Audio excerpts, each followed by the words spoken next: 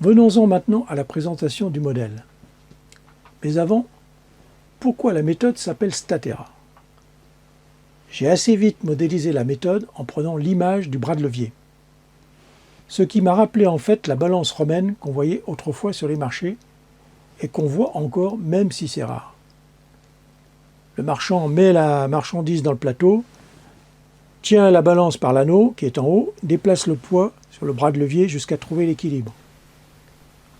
En cherchant des images de balance romaine, j'ai découvert qu'elle s'appelait aussi Statera, un mot facile à retenir qui pouvait servir pour nommer la méthode. Voyons maintenant le schéma du modèle. Vous avez le levier avec son point d'appui, son axe.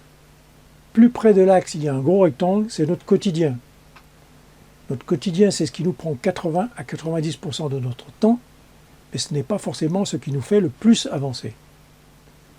Un peu plus loin de l'axe, il y a un deuxième rectangle qui concerne les objectifs à moyen et long terme, avec les stratégies, les plans. Le rectangle est un peu plus petit parce qu'il va demander moins de temps de travail.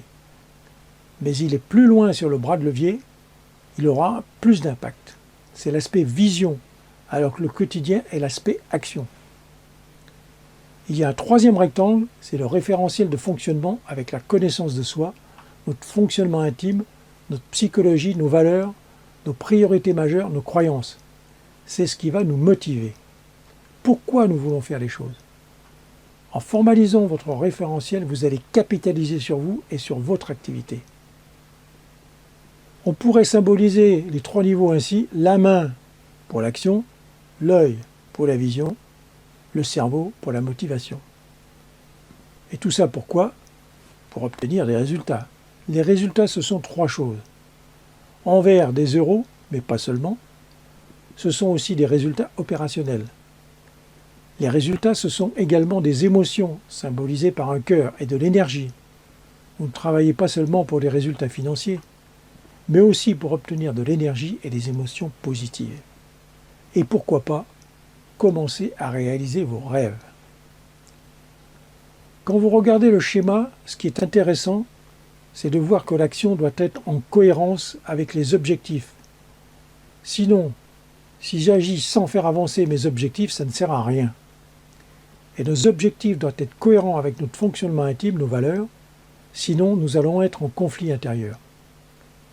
Il y a donc cette approche de cohérence descendante, des valeurs vers les objectifs et des objectifs vers l'action. En même temps, en allant dans l'autre sens sur le schéma, vous voyez que ce qui est plus loin sur le bras de levier, c'est ce qui donne du sens à ce que nous faisons.